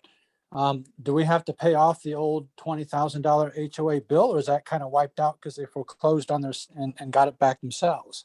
Well, yeah, I mean, if you're the winning bidder as a third party and the HOA is in the winning bidder, then your bid will have satisfied that. No. I'm saying the HOA foreclosed. No one was stupid enough to bid. They now own the house. Oh, and they panic and they put it up on the market on the MLS to sell it. Then as a buyer, when we go to closing, we don't have to pay that old $20,000 bill off, do we? No, well, you I have mean, to that's pay. going to come up in the title search as a lien on the property. So I mean, it would have to be paid off in the course of that closing to get clear title. But you don't have to go ahead and close that deal if once you see that on the title. Well, but does the judgment get wiped out as soon as the foreclosure takes place, though? Well, no, No. because that HOA debt could remain in place, and that's where it gets tricky. There's some nuance to this where a foreclosing lender is considered a super creditor of sorts, where they have greater rights than third parties out there when it comes to foreclosure. I'm sorry, when it comes to outstanding HOA judgments. Like there's written into the law some relief for foreclosing lenders when they are the first lender who is the winning bidder at the sale. They don't have to pay off the entire HOA debt. They're limited to the greater of 1% of the mortgage balance or 1 year's worth of dues. But every other human being or entity in the universe that goes to bid on that property and they win, if they win on a foreclosure sale for a lender, for a mortgage lien, they still owe the HOA. So, okay, yeah. Yeah. So, Well, I have a different take on this, guys. This is built-in financing. If the numbers make sense, if you have a HOA and it's for sale, it's not always a dumb thing to bid on it. If you've got built-in financing, if you buy this property and you own it, it's a certificate of title, then you have occupancy. Yes, you have to pay the first mortgage and a second mortgage and a third mortgage, whatever there is, if you want to keep the property. Otherwise, you just wasted your money because you're going to get foreclosed on. But if those payments, let's say you've got, I don't know, a 30-year mortgage that's already 15 years in. If it's got good terms and good payments, you've got built-in financing. You just didn't have to go out and get a $150,000 mortgage or whatever. And it's 15 years in, you're going down now. You're at your down slope. So it's not always a dumb idea to buy something with built-in financing. You didn't have to qualify for the financing. It's already there in place, depending on what the payments are and where it's at. Well, that's the problem I've got with it when I've tried this is I don't have authority to talk to the bank and get the mailing address to send the payment to. That's one of the problems I've got is how do I get access to that mortgage holder? It should be in the court case. It should be in the court case. I mean, and just start guessing at the monthly payments and just mail it in. If you own the property, okay, Charles, what would he do there? He would call them up and say, I own this property. Wouldn't he have some precedent there? I would do a title suit and try to eliminate them if I were you, if they won't let you make the payments. Well, first of all, Susan, you got a great perspective because I think it's helpful to, Well, I agree with that. I agree with that. Mhm. yeah, I think it's very helpful to nudge us back toward how the numbers roll. And if the numbers make sense, you can make an intelligent, well-informed investment decision to bid on a junior lien foreclosure or an HOA foreclosure. But my overriding point is know what you're bidding on. Absolutely, positively, completely. Now, Yeah. to his answer there, where he's saying about the lender, because now he's in a position, can't he just show that he's the owner of record now? And what is his legal position with those? He doesn't own, he isn't the borrower, but he wants to make the payments. I would overestimate them and I mean, what are you going to do? He could overpay. I mean, how could he pay them? He could Yeah. go look at the note or the mortgage and try to figure them. I mean, he doesn't know what it is. In his defense, how does he get that information? Well, I mean, the thing is, like, you have no contractual relationship with that lender. So yeah, you have certain legal rights. If you acquire title, you got that certificate of title, you're now the owner. But there's no obligation for the lender to acknowledge your existence or talk to you. Now they can, and it might be a smart thing for them to deal with you and start and maybe rewrite the mortgage and let you assume the debt as the new owner. But remember lenders, I mean, no offense to anyone in the lending industry here, but I think we've all got a good idea of what a bureaucratic nightmare the lending industry and servicers can be. And just working the phones and getting through to somebody who with authority and common sense who'll deal with you and possibly help you. I mean, that's a big challenge right there. So as a practical matter, it can be difficult, but it reminds me of one of the many creative investor business models I encountered during the foreclosure crisis days was intentionally not actually even buying HOA or bidding on HOA foreclosure sales, but some of these investors I knew would find HOA judgments in the public records, often with a sale coming up, or not necessarily, it might not even have reached that stage. And then they would contact the HOA directly and offer to buy out that lien, to just pay them in exchange for an assignment of rights to that debt. And then in many of these cases, now the investors I remember, they were targeting properties that were abandoned, because you may recall Yes. that many borrowers just put up their hands and left because they were freaked out. Yeah. And if you have an abandoned property that's sitting empty with an HOA lien, you can convince the HOA, maybe at a discount, maybe at face value, to sell you their debt, and then you can complete the HOA foreclosure, and then become the owner of the property, knowing in many cases, and in these cases, what was going on with mortgage lenders is that they weren't pursuing it. Because remember, this is another thing, and I think our memories can fade years after the foreclosure crisis, is many lenders were just turning away and not pursuing foreclosures and letting them just lie fallow, because the properties were upside down and they didn't want to own the properties. So what these investors were doing would be to take title by buying out the HOA lien, and then sit back and rent the property, waiting for the lender to ultimately foreclose. And if you get in cheap enough, you can calculate. I think it was a risky strategy, and they had a lot of challenges, because you remember, it's all about reaching your break-even point. So if you spend $20,000 to buy out the HOA lien, then you have to put work into the property and rent it. And then you're going to have to collect so many months of rent before you break even. But then at that point, it's gravy. And I think it was a lot of effort and a lot of trouble for usually low profit margins, but that's just one of the wacky things that was going on back then. I have a real life story on how I got to speak with the bank on a foreclosed property. We purchased the property foreclosed on an inferior lien. And so the first mortgage was there. I had done some calculations on it like you are talking about. So when I called the bank to talk about the first mortgage that was still in place, they said, well, you have to send us an authorization to speak. Now, the woman was deceased. The original owner who was foreclosed on was deceased. So I took my certificate of title from the foreclosure, which was in a trust, and I wrote up authorization to speak to the bank from the name of the trust on the certificate of title to myself, faxed it in, and according to their instructions. And then when I called them up and I said, my authorization is on file, and the girl said, oh yes, I see it's on file. How can we help you? So, Did they do I business love with you? that, oh Ann. yes, Thank oh you. yes.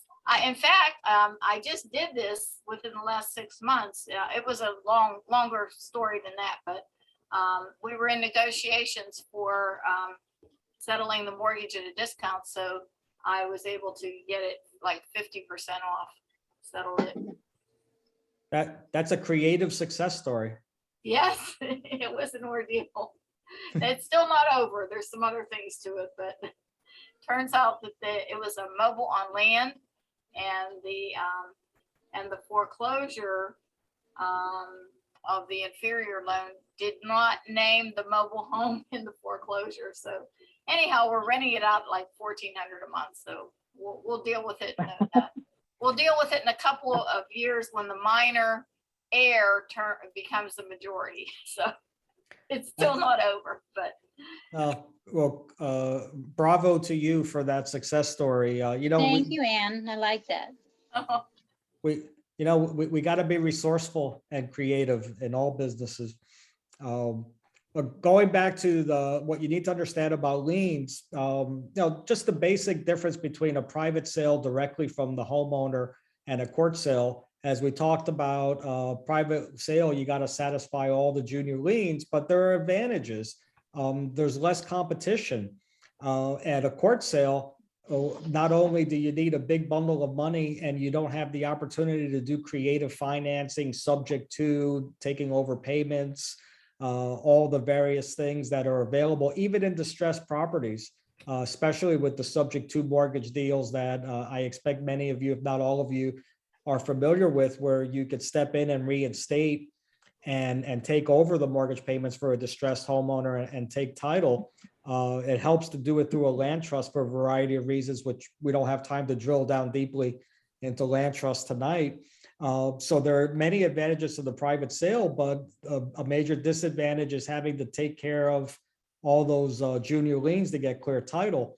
But at the court sale, in addition to needing a big bundle of money, there's intense competition, especially in the current market with the scarcity of inventory.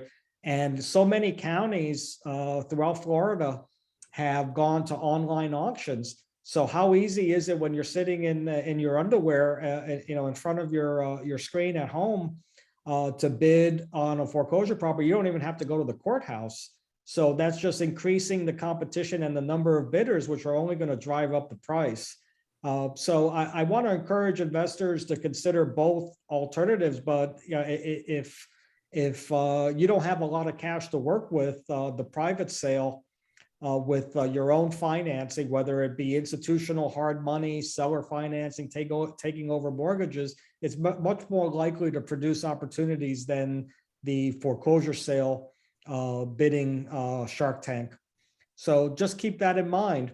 And this has been like a great presentation, a great interaction. I don't think I've ever had this kind of engagement and comments and discussion. I think it's a very lively group down in Polk County. So that's all I got as far as my presentation. We actually get that comment quite a bit, and it's why a lot of we have like Pete Fortunato and some of the other guys, they'll even pop in, to our Zoom meetings when they're not speaking and they're not here, because they love this kind of interaction. We do have a great group of folks that get very involved, and they want the information. They're hungry for the education. They want to be successful. It's really awesome. Absolutely. And I've had a blast. So I could stay online for a few more minutes, and if there are any other lingering questions. Yeah. Thank You you. got Thank some you so questions? much. Anybody got something No, they'd like to throw Charles's way? Okay. This is Craig Ward. I've got a question. From start to finish, how many hours would be put in on one of these deals? Oh, I mean, it varies so much. I mean, you talk about buying from a homeowner in foreclosure. Yeah, trying to help the person, but if it doesn't work out, you end up with the property. I think that's basically, what you've described. I was just wondering, is it hundreds of hours or is it tens of hours or? I mean, it's all over the place. It's just hard for me to think of like of an accurate estimate because it's like fingerprints and snowflakes. Everyone is unique. It has its unique set of facts, and then you got the dynamics of the players involved with the borrower, homeowner, the lender, the other junior lien holders. But I would say, to give you a really rough estimate, I think, to have any chance of success, at a bare minimum, you're looking maybe total 10, 20 hours or more just devoted to this file, to this matter. But again, it's all over the place. So it's just a hard thing to estimate.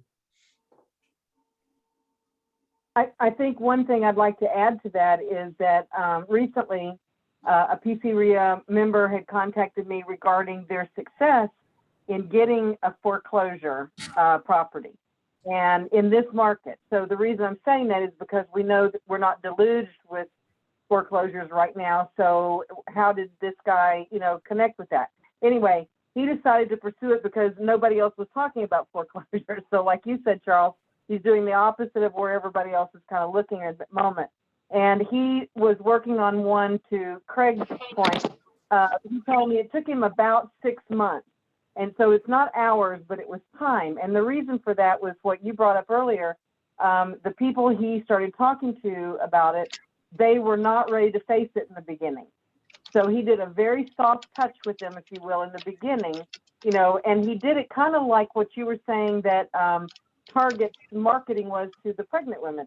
He didn't go directly in, look, I know you're late in your payments and I'm going, I want to see how I can help you with your foreclosure. He didn't do that. He went in on some kind of we're just contacting folks and letting them know that we have services in your area to assist with people who may blah, blah, blah, blah, blah, need, assistance, whatever it was. He came up with some really cool thing like that. And so they listened to him, they let him say whatever, but that was it. And then he let it go for like another 30 days, and then he recontacted them and said, just want to remind you, if you hear of anyone, he wasn't saying it was them, if you hear of anyone that needs our kind of assistance, then I'm really hoping that you'll give them my number and let them know. And then he sent them something in the mail. I mean, he did this whole process. It didn't take hours and hours and hours, but he just started in on it. And he said it took him 6 months, but at the end of the 6 months, he was able to help them move, and he took the property and basically got it subject to. He had to, he had to make up the late payments. How he found them was late payments on credit cards. So he didn't find them on late payments on their mortgage. He found them, they were having problems paying credit cards, and that shows up on some of these lists with REIA Facts. It's our corporate sponsor, and maybe Foreclosure Daily, I don't know. But that's how he got them, and then that started it. So that was very interesting to me. Of course, he's doing lots of other things while he's working on this, so it was just a sideline. But at the end of 6 months, he had a home, he had an investment. As Susan said, the financing was in place. He just took over the payments. That was it. So it was interesting. Okay, I've got one more question, kind of a scenario. I believe interest rates are going up. I believe the cost of homes are going up, but I think because of the cost of financing, the price of the home is going to probably have to come down, but the cost to the buyer is going to keep going up. So if you're able to do a wraparound mortgage, for lack of a better word, and with a bank, aren't they going to not like these a whole lot more than they do now if the interest rate is in the 2s and 3s and the new mortgages are in the 10s, the 10, 11, 12? And aren't they going to go searching for these and shut them down? Could you get out your crystal ball and tell me what you think? Well, I certainly don't have a crystal ball, but you talk about a scenario where in the not too distant future, lenders may start to clamp down more on these subject twos. Yes. Yeah, that's a viable possibility. Interesting, the legal history behind this. You may be familiar or may have heard of federal legislation that allows the use of a land trust to block a due on sale. So it's the St. Germain's Act. It was passed back in the early 80s. So the reason why subject to is more safe and effective by using a land trust is that this federal law says that you can't punish a homeowner or borrower with a due on sale if they transfer title for estate planning purposes. And what was going on is there was a lot of seller financing going on back in those crazy days of the late 70s, early 80s, when interest rates were sky high, and buyers were able to get better deals with existing homeowners, like subject to type of things. So that law was passed for people using trust for estate planning purposes, that you can't bang them for using that. So I think that the defense to the renewed vigor in enforcing due on sale is going to be to follow the legal framework and keep it in a trust. Oh, that's very interesting. That's really an important piece there. Chris Hedges has had his hand up for a while. Dory, I see yours. We'll come to you next. Chris, have you got a question for Charles? More of an observation. I saw a loan offer in my email offering to finance at 105% ARV with 0 down. And I'm like, wow, 2008. I hope they hold the bankers responsible for stupidness, but with the economy going crazy, inflation and interest, there's definitely going to be a lot more problems getting and keeping this loan. So I foresee a definite drop in the market and the dollar, because you can't keep spending like they are. It was really funny. They said on the Ron White, if you ever hear a comedian, said, well, there's a lot of people that write checks that are rubber, and generally they catch up to you, but the US government has done that for a long, long time. Nobody said anything about that, but I see something serious going to happen to the government and the US economy. So yeah. Well, hold on to your hard assets. Don't hold money. Yeah, hold on to your assets, and remember the opportunity with every crisis. I say Dory had her hand up. Yeah. Yes, I want to thank you. This is really good. I had a comment and a question. About 15 years ago, one type of loan that was popular was the second mortgage that was all the remaining equity in the house, and it was forgiven in 15 years if you still lived in the house. And I was actually able to purchase a property, and the guy had moved out and of course not fixed anything, and everything was leaking and broken. And so we couldn't do a regular MLF sale, and the realtor contacted me. So about 15 years ago, now they're all coming due. So there's another one that's not exactly a foreclosure, but could be. The guys avoided foreclosure. And I don't know if there's a way you can find those kind of loans and search for them, but yeah, he violated by moving it out and making it a rental. Yeah, I can't think of a way in which you could zero in on them in terms of a record search. But just to make a comment about a somewhat related point is, I don't know if anybody has ever seen a situation where you're trying to close on a deal and this old dormant unsatisfied mortgage comes up in the public records, and no, like the title agent can't find anybody to claim that mortgage. I've seen that a few times. And one remedy to that, if you ever encounter that situation, is if it is one of those cases in which that lender just closed down and there's nobody out there claiming ownership of this mortgage, quiet title action could be the solution. And I recently successfully did that for an investor who came across this mortgage that remained unsatisfied on the books from like 2005. And I did the research and found out that the lender, I believe it was something national in the name, it got bought out by PNC with TARP funds. It was federal money where the government was encouraging, like when Bank of America bought out Countrywide, things like that. So Right. yeah, did the research and found that that PNC bought out their portfolio of subprime junk and then just wrote it off. And we sued PNC. We served them because the public record showed that there was no other evidence of anybody owning this note other than who bought out that lender. And we served PNC. They didn't bother to respond, and we got an order extinguishing that mortgage through the quiet title and allowed them to sell, to close the sale. So you know, a lot of these are going to come back now, like that example I talked about early in this presentation, where they're just waiting for the equity to come back. But some of them have really walked away or just closed down, and there's nobody out there to get it to pay off. We had a similar thing happen with a different house where it was transferred 7 times and then they just couldn't track it. Everybody lost the loan number and nobody knew, but the seller swore it was paid off.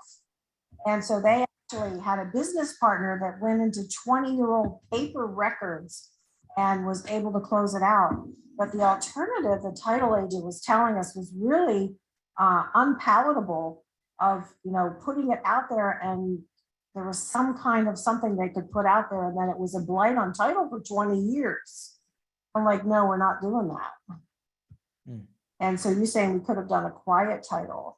Yeah, that's right. And it was actually, I remember it was National City Bank that was one of these outfits that just went up in smoke after the crash. So, you know, there's a lot of them out there like that. So just keep that in mind, that if you find an unfindable lender, there might be a solution.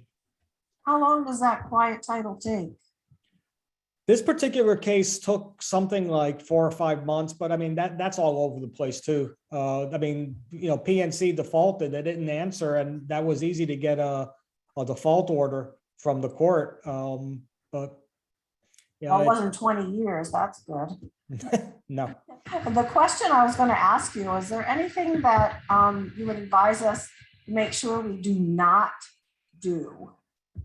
Oh Lord, we need a whole nother session for that. I mean, Maybe one thing you learned the hard way. Well, yeah, you know, like with I've enjoyed success and I've also failed, and I'm very open with my failures. And I have a presentation about asset protection in which I use myself as a proof of concept when I got into trouble, and my law firm you know, really tanked for a while. You learn from your mistakes. Success is wonderful, but it's a lousy teacher. But failure is an Ivy League professor, and those are the best lessons. So, but the best is you know, OPM. Everybody's familiar with OPM, but I have a different OPM. It's other people's mistakes. So that's why I love to hear investors and people of all stripes openly embrace and talk about their mistakes to help others. Because vulnerability is very much in scarce supply, and I think we could all benefit from just coming right out and talking about our goofs. One thing I just want to point out is over in the chat, let's see, Kathleen Jones, can you unmute yourself, because you made a comment over here, which I think is great. Kathleen was saying that she did this in 2000 and 2008. She helped many people save their homes.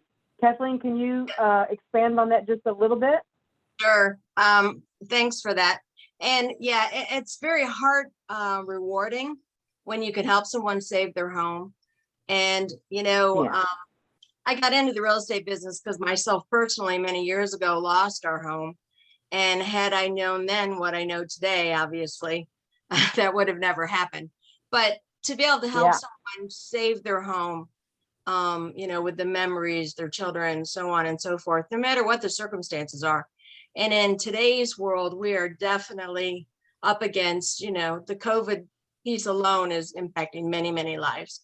So what I did is I would go and I'd have a face-to-face with the client,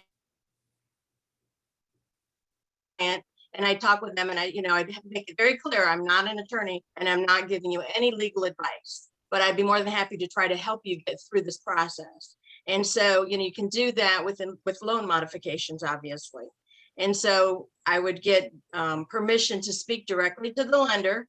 So I do a letter of authorization, and I would go to the lender and say, look, we'd really like to do a loan modification. And you'd be surprised how many people do not know how to do that. Never even think about it. Whether they're, 40 years old or 75 years old, not everyone knows that. I think Americans are not educated very much on money. And that's why we have a lot of the things that go on in the financial world because of that. But definitely I have a one-on-one, and then I talk to them, and I get an authorization letter. So I'm not stepping on any laws, and making sure I'm very legal and being upfront and saying I'm not an attorney. So I would get a release form from them, that I'm just there to try and see if I can assist. Because in today's world, you have to be careful, obviously. CYA whenever you need to. But I can tell you there were very big, important people in St. Petersburg, which is where I'm located in the Tampa Bay area. And they were losing many properties. The name, if I mentioned it, you would know who it was. And they had 45 properties, and they were all in foreclosure. And I can tell you, we saved all of them. And of course, he said, how can I repay you? And I said, you know what, just the smile on your face. And of course, he in then turn sent me a check in the mail. But I believe as investors, it's not about always making a lot of money. It's about how do you help other people along the way. And that's just the way that my company runs. I'm here to help people. And and the fruits of my labor come tenfold. So I'm grateful. And I will also say, I saw the comment about Larry Harbold. I started with Larry 20 years ago. And so I have a huge respect for him, and have learned so much from him. So that's a plug for Larry. And again, I'm grateful for him. So thank you for asking. Yeah, thank you, Kathleen. And what I really appreciate about two things you said there. One was how you run your company, and that I don't know if you were on at the very beginning when I started the meeting, but I was getting all of us on the same, I guess, the same, level of where we were starting from in regards to our meeting tonight. And that's what I always say, that we love real estate. And one of the things we love about it is we can help and improve our communities, and other people, while we're also creating wealth for ourselves and our future generations. So you said exactly what we here at PCREIA try to promote and encourage with investors, helping investors, but also for the folks out there in the community. So, and it does come back tenfold. And I will also point out what Kathleen just said was interesting when she said, she gets the permission from them and then she calls the mortgage company. Some of these people, when I did this, years ago, they were so grateful to me to make that phone call. They were, like Charles said, they were ignoring the mail. They didn't answer their phones. They didn't want to talk to anybody and have to face it. They loved it that I was there and I would make those phone calls for them. And it was so much easier for me to do it, than it was for them because I wasn't emotionally invested like they are. So there's a gratefulness that can come from that that's amazing. And then if there is a deal to be had, you'll get it if you do that stuff for them. So that's a fact. Yeah. The other thing, Kathleen, that you said was about Larry Harbault. And Walter put it over in the chat earlier that the land trusts and those kind of things are exactly what Larry is including in his boot camp that's coming up. And for any of you that were not on the PCREIA event night when Larry Harbault was speaking, he gave an amazing price for all of his stuff. I don't remember what it was, but it was like you get all of his forms and all of his classes and all of it. I mean, just everything. And you got the boot camp as well. I'll put that in the next email I sent out to you guys because it was like super amazing. And you can get all of this, a lot of that kind of stuff at his boot camp as far as land trusts, et cetera, go. So I would encourage you to look at that. That's coming up later this month.